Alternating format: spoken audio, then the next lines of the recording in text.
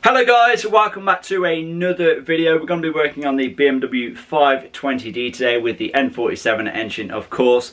And a few videos ago I took the car to be dynoed, and I was kind of expecting to get somewhere between 210 and 220 brake horsepower, and I ended up getting around 190 brake horsepower. Now I just want to say that, you know, when I had the car remapped before, it didn't actually have a full power map on. It was kind of a eco, you know, map, whatever you want to call it. So it wasn't like, you know, it was fully maxed out. You know, I did want to retain some of the fuel efficiency.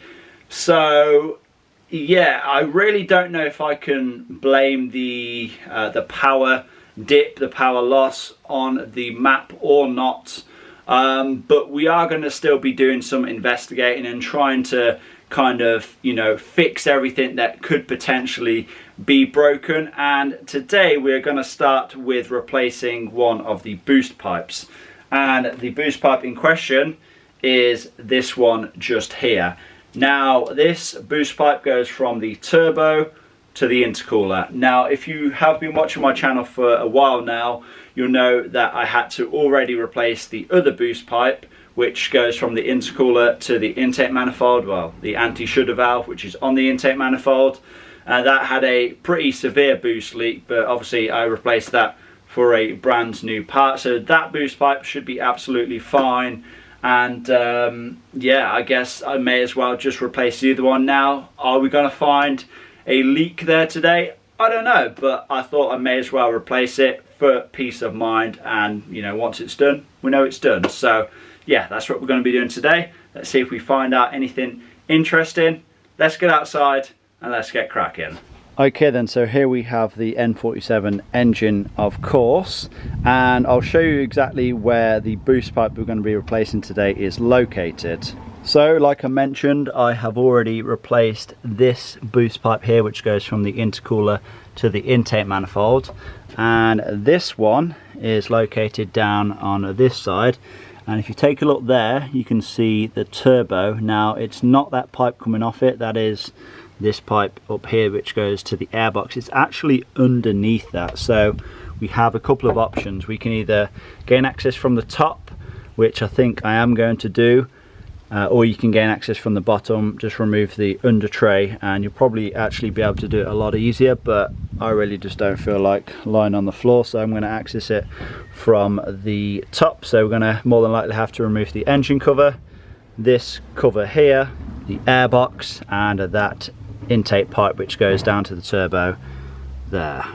Okay then, so first thing is first, we will remove the main engine cover.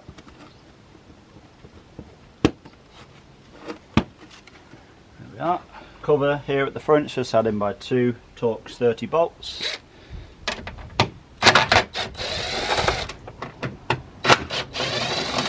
And this can just be lifted off. Next thing I'm going to do then is just disconnect the electrical connectors. So we have one here for the mass airflow sensor, and we have one for the turbo actuator. If we just unhook this cabling from here, and this can be lifted out the way. Just stuck it through there. Oh, bear in mind, if you are following along to do this yourself, then you may or may not, as in my case I do not have an EGR system, so the EGR valve and the EGR cooler is completely removed. That's why I have a big space here. But next thing to do is, well, you can pull this off, the crankcase breather hose.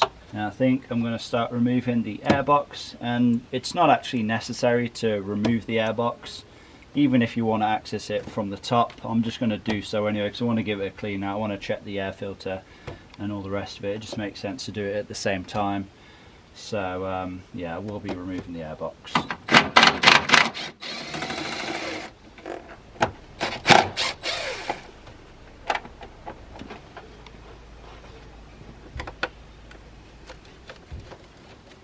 Should be able to remove the airbox now.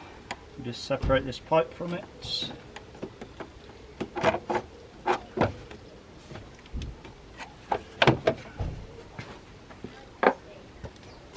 should just lift out. Yep. And then this whole pipe here is only attached on in 2 places. So we have 1 bolt here, we have actually 3. So we have 1 bolt here, this clip here where it goes onto the turbo itself, and then we have the crankcase breather hose which we have already disconnected.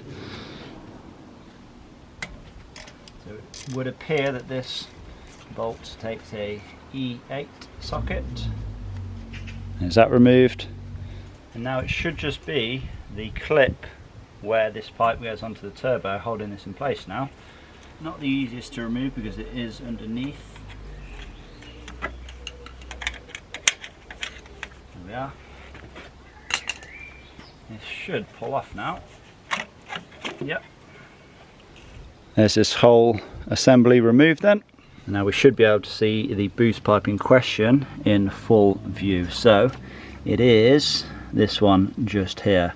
And it's a good idea at this point to inspect your turbo, just make sure we don't have, you know, too much build-up of oil, which we don't. A light film such as that is completely fine. We don't have a puddle of oil there, that is completely normal. So yeah, turbo is fine, but yeah, let's get on to removing this boost pipe. And I've just noticed there is actually quite a bit of oil around the boost pipe fitting, so whether or not that has just dripped down from here, or whether or not, you know, the pipe itself is leaking, not sure.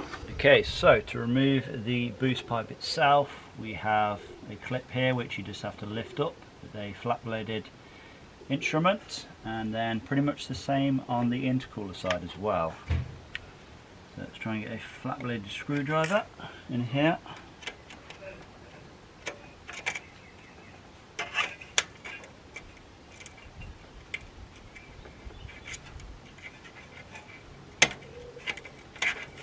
There we are. That's that side free. Yeah, it's fine, I'll do it from the top. Plenty of room, he said. To be fair, I can feel the clip. Let's try and do it by feel. Yep, got the screwdriver in there. I think I've done it.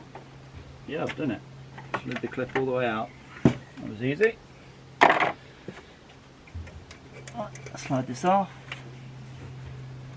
Yeah, a little bit of oil in there, but again, nothing to write home about. Easy. So then, here is the original boost pipe removed. Can't see any huge holes in it. Don't really know what I was expecting, to be honest, but it is covered in oil, so that must have escaped somehow. I know there is a seal in either end, so whether or not that has failed, that's more than like, yeah, I would say that is what has happened here, because we can see oil just there, and that's where it's leaked through there. So we do have a leak of sorts on this pipe. Whether or not it's a big enough leak to, you know, notice a power dip, I don't know. We do have some kind of leak. So yeah, that's that side, and this side, similar sort of story. It's pretty filthy.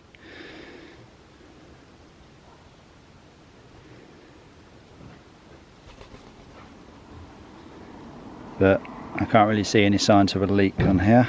Okay then, so I think next what I'm going to do is give the 2 fitting surfaces a good clean up. So turbo side, it's got a bit of oil and dirt on, and I give the other side, the intercooler side, a good clean up as well, and then we'll just move on to installing the new pipe. Okay, there we go. Much better. Let's get this shiny new pipe installed.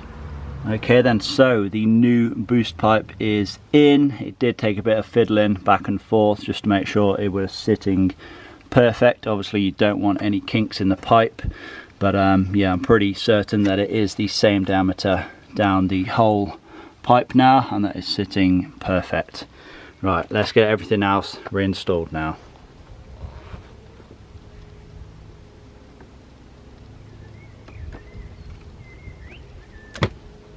And as if like magic, everything is now back together.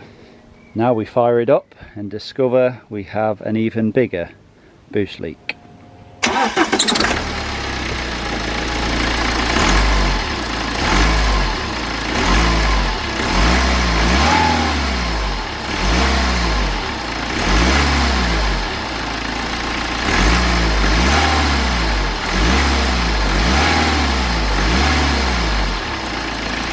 Okay then guys, so there we go, that is the boost pipe now replaced, and we have two fresh new boost pipes now.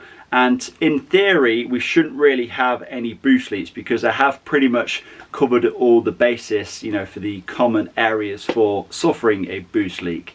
Now I did take it for a drive, and to be honest I didn't really notice much difference. I mean, I don't know if it's placebo or what, but when I was put my foot on the accelerator, it did kind of feel a bit smoother, whereas before I would sort of put my foot on the accelerator, the revs would build, and then you sort of get like a punch from the turbo. But now it seems like a lot more linear and smoother. Like I said, I could just be talking complete nonsense and it could just be placebo, but yeah, it definitely does seem a bit smoother.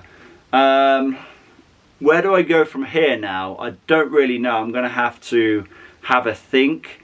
I mean, like I said at the start of the video, you know, the map that I do have on is kind of an eco map. So do I get it remapped again? Do I go for a more aggressive map? I don't know. I think we will have a think and then see what the future holds. But yeah, that is just done for today. I hope you guys have enjoyed this video. Please give it a like, leave a comment down below, subscribe if you have not already done so, and I will see you all in that next one. Peace!